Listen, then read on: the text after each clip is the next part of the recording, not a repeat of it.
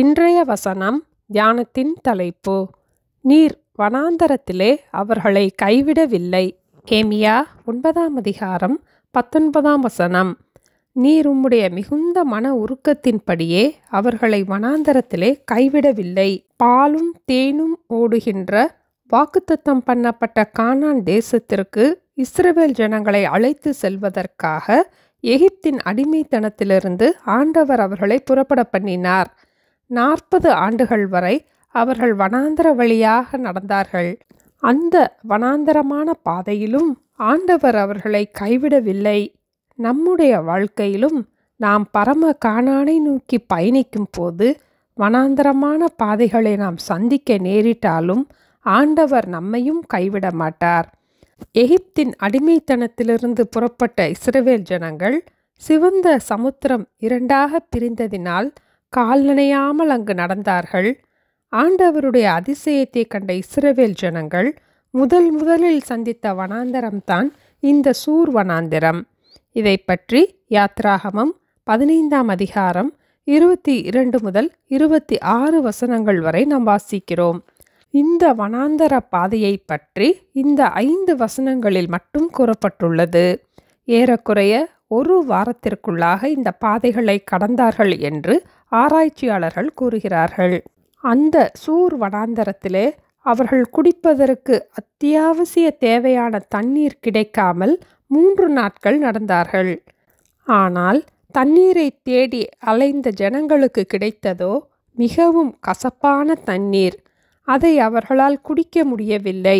ஆகவே அதை மாறா என்று அழைத்தார்கள்.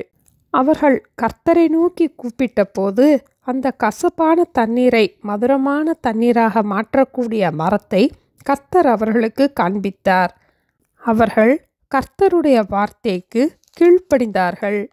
தண்ணீர் எவ்வளவு கசந்ததோ அதே தண்ணீரை அவ்வளவு மதுரமாக மாற்றி அவர்களுக்கு அதிசயத்தை ஆண்டவர் செய்தார். அங்கு ஒரு வாக்குத்தத்தத்தையும் கொடுத்தார்.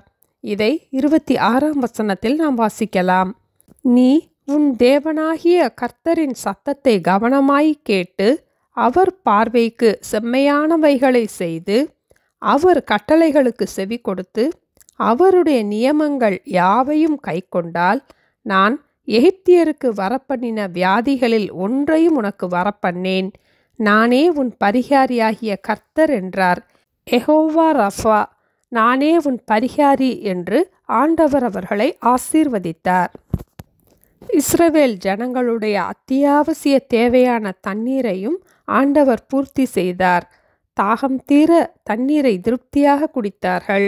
அவர்களுடைய கசப்பான தண்ணீரை மட்டும் ஆண்டவர் சுகமாக்கவில்லை, அவர்களையும் சுகமாக்கினார். இந்த வனாந்தரத்திற்குள் நுழையும் போது தண்ணீர் இல்லாமல் தாகத்தோடு வந்தவர்கள் வனாந்தரத்திலிருந்து வெளியே செல்லும் போது மதுரமான தண்ணீரை தாகம் தீர குடித்து பின் ஏலிம் நீரூற்று தண்ணீரையும் குடித்தார்கள்.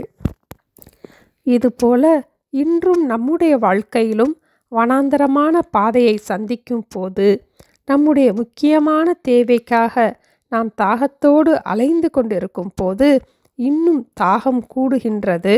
ஆனால் தண்ணீர் கிடைத்தாலும் நாம் விரும்பாத, உபயோகமில்லாத, எதிர்பார்த்திராத கசப்பான தண்ணீராக இருப்பதால் நம்முடைய எதிர்பார்ப்புகளிலும் ஏமாற்றத்தை சந்திக்கும் போது மிகவும் சோர்ந்து போகிறோம். தண்ணீரும் கசப்பு, அதனால் மனமும் கசந்து விடுகிறது. அந்த கசப்பான அனுபவத்தையும் மதுரமாக மாற்றக்கூடிய வல்லமை நம்முடைய ஆண்டவராகிய இயேசுவுக்கு உண்டு. எல்லா சூழ்நிலைகளிலும் நம்முடைய ஆண்டவராகிய இயேசுவை நோக்கி கூப்பிடுவோம். அவசியமான தேவையான சூழ்நிலையிலும் ஆண்டவரை நம்புவதில் உறுதியாக இருப்போம். அவர் நம்முடைய தேவைகளை சந்திப்பார். தேவைகளின் மத்தியிலும் மனம் கசந்து சஞ்சலத்தோடு இருந்தாலும் நம்முடைய ஆத்துமாவையும் ஆண்டவர் குணமாக்குவார். அவரே நம்முடைய பரிகாரியாகிய கர்த்தர். நீர் உம்முடைய மிகுந்த மன உருக்கத்தின்படியே அவர்களை வனாந்தரத்திலே கைவிடவில்லை. ஜெபிப்போமா? எங்களை நேசிக்கிற எங்கள் அன்பின் ஆண்டவரே, இஸ்ரவேல் ஜனங்கள் முதலில் சந்தித்த சூர் வனாந்தரத்திலே அவர்கள் கசப்பான தண்ணீரையும் மதுரமான தண்ணீராக மாற்றி கொடுத்த தேவன் நானே உன் பரிகாரியாகிய கர்த்தர் என்று வாக்குத்தத்தம் கொடுத்த தேவன் இன்றும் எங்கள் மத்தியிலே இருப்பதற்காக ஸ்தோத்திரம் அப்பா. எங்களுடைய கசப்பான சூழ்நிலையையும் மதுரமாக மாற்றக்கூடிய இயேசுவை நோக்கி நாங்கள் பார்க்கிறோம் அப்பா. நீரே எங்கள் பரிகாரி. வனாந்தரத்திலே நீர் எங்களை கைவிட மாட்டீர் என்ற விசுவாசத்தோடு ஜீவிக்க எங்களுக்கு கற்றுக் கொடுக்க வேண்டுமாய் இயேசுவின் நாமத்தில் ஜெபிக்கிறோம் பிதாவே. ஆமென்.